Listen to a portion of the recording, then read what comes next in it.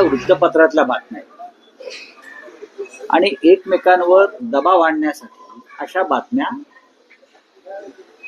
पेरल्या जातात या गटावरून. म्हणजे तुमच्याशी आमचं काय अडत नाही, पण एक सांगतो, कोणत्याही परिस्थितीमध्ये ते कोणते शिंदे गट, त्या शिंदे गटाचा महापौर वगैरे होत नाही. काल आपण मोदींचं भाषण ऐकलं असेल, पहली बार मुंबई में बीजेपी का मेयर बनने जा रहा है. म्हणजे दिल्लीत ठरलेलं आहे की मुंबईत कोणाला बसवायचं, आणि त्याच्यामध्ये फक्त बीजेपी नाही, गौतम अडाणी सुद्धा ठरवणार ना कोणाला बसवायचं ते. पण एक सांगतो की कोणालाही सहजतेनं महापौर बसवणं सोपं नाही. ज्या प्रकारचे आकडे मुंबईकरांनी दिलेले आहेत, आणि भारतीय जनता पक्ष कितीही मोठा विजय उत्सव करत असला बरं का, तरी त्यांचा विजय झालेला नाही. नरेंद्र मोदी यांनी सुद्धा स्वतःच्या भाषणानंतर आत्मचिंतन केलं पाहिजे. मोदी असं म्हणतायत की ज्या मुंबईत काँग्रेसचा जन्म झाला तिथे काँग्रेसचा पराभव आम्ही केला महानगरपालिका निवडणूक. मोदी यांना राजकीय इतिहासाचं भान नाही. गेले किमान 25 वर्ष या मुंबईवर शिवसेनेचंच राज्य, बाळासाहेब ठाकरेंचंच राज्य. त्याच्यामुळे इथे काँग्रेस जरी महाराष्ट्रात असली तरी मुंबईमध्ये शिवसेना. तेव्हा त्यांचे जे काही भाषण देणारे माणसं आहेत मोदींचं, त्यांचं इतिहासाचं भान फार कच्च आहे. मुंबईत काँग्रेसचा जन्म झाला, मुंबईत काँग्रेसनं चले जावची घोषणा केली, इंग्रजांविरुद्ध लढा दिला तिकडे, तेव्हा मोदी विधी त्यांचा पक्ष कुठेच नव्हता. अशा संघर्षाच्या वेळेला भाजपा कुठेच नसतो. राऊतसाहेब, महापौर पदाच्या या एकूण शर्यतीत शिवसेना उद्धव बाळासाहेब ठाकरे पक्ष आहे की विरोधी पक्षात बसण्याचं ठरवलं? नाही, बघा, अजून आम्ही काहीच ठरवलेलं नाही. आता आम्ही फक्त मजा बघतो. कोणी पंचतारांकित हॉटेलमध्ये आहेत. आता माझ्या माहितीप्रमाणे भारतीय जनता पक्षाच्या नगरसेवकांना सुद्धा कुठेतरी हलवत आहे. कोण कोणाला घाबरते? सरकार आहे. अहो, सरकार तुमचं आहे. मुख्यमंत्री दावोसला बसून मुंबईकडे लक्ष ठेवतायत नगरसेवकांकडे. म्हणजे मला गंमत वाटते.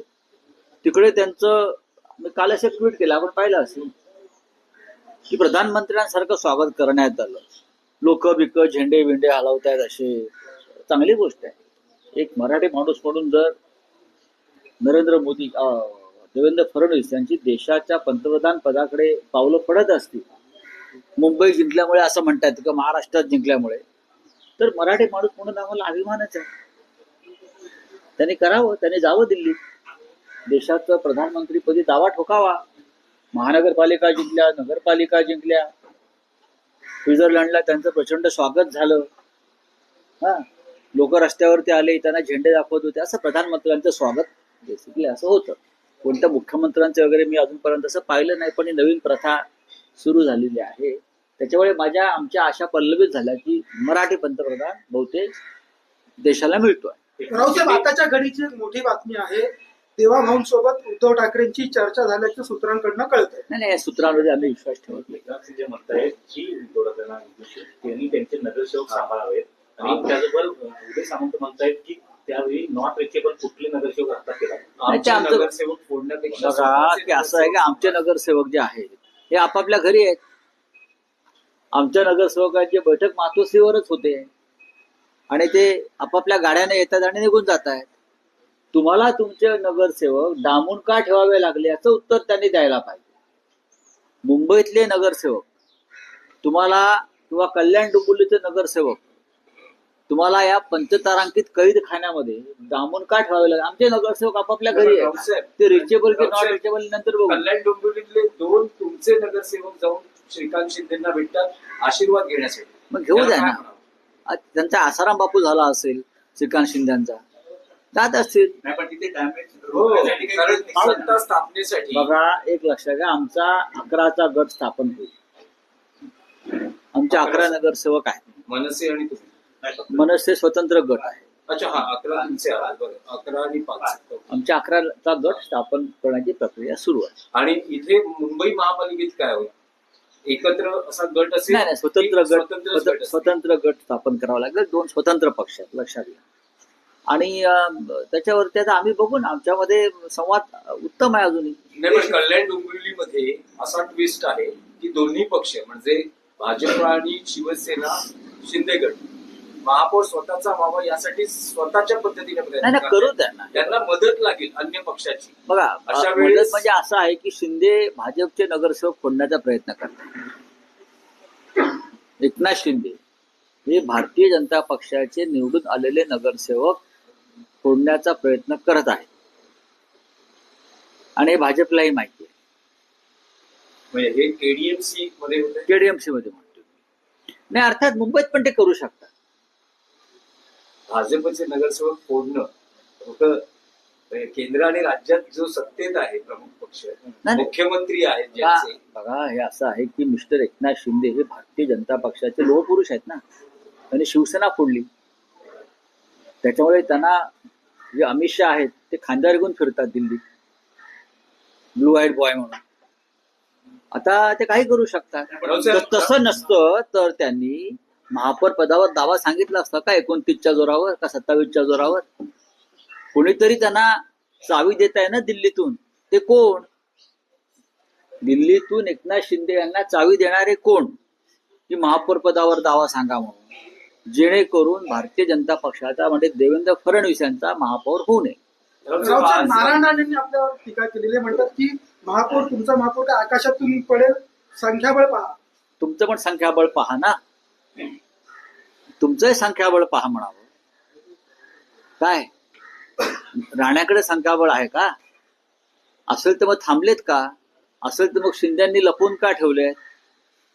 आणि वारंवार का सांगावं लागलंय भाजपला की आमचे प्रयत्न सुरू आहेत म्हणून? काय त्यांचं वय झालंय, ते आजारी आहे, त्यांची काळजी घेतली पाहिजे त्यांच्या कुटुंबानं. त्याच्यामुळे चुकीचं विधान ते करणार नाहीत यापुढे. आमचं बघू ना, आमचं बघायला आम्ही समर्थ आहोत. राणेसाहेब, तुमचं जरा काय चाललंय ते बघा. तुमचं संख्याबळ सांगा काय. 10-20 जागा जास्त जिंकल्यामुळे संख्याबळ होत नाही. मी काल म्हणालो की बहुमत फार चंचल असतं. आज राऊतसाहेब एक आहे मुंबईत बिहार भवन बनवलं जाते. बातम्या आहेत त्या, बघू आम्ही त्याच्या. राऊतसाहेब, आज ताजलँड ट्रेनला जायचा काही योग आहे का? थांबा ना जरा. कालची राहिलेली नाही, कसं आहे की आम्ही जेवायला जातोय की ते कुठे जेवायला जातात बघू ना. आम्ही जेवायला जातोय की आतले लपवलेले पाहुणे कुठे बाहेर जेवायला जात आहेत? त्याचे तुम्हाला आकडे दिसत आहेत. जर शिंदेच्या शिवसेनेचे काही नगरसेवक तुमच्यासोबत आले होत तर आहे. पण तो अशा गोष्टी ज्या असतात या खुलेपणानं बोलल्या जातात. पण काँग्रेसकडेही मोठ्या संख्याबळ आहे. 24 नगरसेवक आहेत. काँग्रेसचे फुटत नाहीत. पुढे बोला. काँग्रेसचे फुटत नाहीत. आमच्या शिवसेनेचे तर प्रश्नच येत नाही. आता फोडाफोडीचा खेळ भाजप आणि शिंदे गटातच होणार. या 2 गटातच फोडाफोडी होणार आहे झाली तर. त्याच्यामुळे आता महाराष्ट्राच्या राजकारणामध्ये एक वेगळी मजा येणार आहे. नाही, पण उद्धव बाळासाहेब ठाकरे पक्ष तटस्थ राहणं, अनुपस्थित राहणं महापौर पदाच्या निवडीच्या वेळेस, असं काही स्ट्रॅटेजीनुसार होत आहे? स्ट्रॅटेजी असते ना ती त्या क्षणी ठरते. ती 15 दिवस आधी सांगितली जात नाही राजकारणामध्ये. ही शेवटच्या मिनिटात स्ट्रॅटेजी काय आहे हे तो दिसते. 15 दिवस आधी कोणी स्ट्रॅटेजी ठरवतं का? पण उद्धव ठाकरेंनी तर त्यांचं मत स्पष्ट केलं की महापौर त्यांना बसवायचं आहे. ना ते सत्तेत होतं ना विरोधी पक्षात होतं. तर असं काही आपला पक्ष करणार का की पक्षाच्या भूमिकेत असणार? आणि 2017ची परतफेड असं म्हटलं जाते. कारण 2017ला अवघ्या 2 जागांचाच फरक होता. 82 भाजप होते, 84 शिवसेना होती. त्यावेळेस देवेंद्र आता फडणवीस 4चा फरक आहे. आता 4चा फरक आहे ना. आणि तुमचा सहकारी पक्ष जो आहे हा पाण्यात देव घालून बसलेला आहे की भाजपचा महापौर होऊ देत नाही म्हणून. आता त्या दोघांमध्ये काय होत आहे त्याचा आधी निकाल लागू द्या, मग आम्ही आमचे देव बाहेर काढू. म्हणजे सगळे पर्याय खुले आहेत. शिवसेनेला महापौर निवडीसाठी का तुमच्या आमचा का नाही शिवसेनेत निवडला जाणार? आमचा का नाही निवडला जाणार? तुमचे पर्याय सगळे उपलब्ध आहेत. सगळे उपलब्ध आहेत. आमचा बघा, या मुंबईला परंपरा आहे त्यांच्या शिवसेनेत पाहण्याची. भाजपचा महापौर ज्या क्षणी होईल त्या दिवशी मुंबई शोकसागरात बुडेल. कळलं? मुंबई शोकसागरात बुडेल ज्या दिवशी भाजपचा किंवा गद्दारांचा महापौर होईल तेव्हा. त्यांना काय वाटतंय?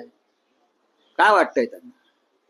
मोरारजी देसाईंनी जेव्हा 106 लोक मारले तो काळा दिवस आणि भाजपचा महापौर होईल तो दिवस एकच. असं तुम्ही आता म्हणताय की महापौर तुमचा का नाही होणार, तर तुमच्यासमोर दोनच पर्याय दिसत आहेत. एक म्हणजे थेट मी असं म्हटलं नाही का नाही होणार. मी कुठे असं म्हणणार का दोन होणार? पर्यायांची जर आपण हे चर्चा पर्याय केली, बघू ना. तुम्ही कशाला चिंता करता? तुम्ही आकड्यांचं अजिबात गणित आहे, बघू ना. आकड्यांची किती दिवस तुम्ही गणित, तुमचे गणितात किती मार्क मिळाले होते 10वीला बघा जरा आधी आणि मग हे गणित करा. गणित बघू ना आम्ही. हे गणितावर चालत नाही. बऱ्याच गोष्टी असतात राजकारणात. तो मोदी जी कह रहे हैं कि मुंबई में मेयर जो बनेगा बीजेपी का बनेगा, तो आपका गणित नहीं बता रहा। अब मोदी जी बोलते हैं कि मेयर बीजेपी का बनेगा, लेकिन कैसे बनेगा ये बोला नहीं मोदी जी. उनके पास बहुमत नहीं है बीजेपी के पास. तो ऐसा क्या बोलते हैं, वैसा के लेकर, हम मराठी में बोलते हैं कुबड़े लेकर. अब उनके जो पार्टी के जो कोई है साथी शिंदे गट, उनके 20-25 लोग चुनकर आए हैं, वो उनको बंद करके रखा है. ताजमहल होटल का जेल बना दिया है पूरा. ताजमहल होटल जो है ताज लैंड्स है, वहाँ जेल बना दिया. वहाँ और जो गेस्ट रहते हैं उनकी कंप्लेंट आ रही है कि हमको भी कैद खाने में रखा है. तो एक मोदी जी की सरकार यहाँ है, चल रही है. देवेंद्र फडणवीस जैसा एक मजबूत मुख्यमंत्री यहाँ है, होम मिनिस्टर यहाँ है, फिर भी अपने कॉर्पोरेटर्स को कैद खाने में रखना पड़ रहा है. ये किसका डर है मोदी जी? डर तो है ना.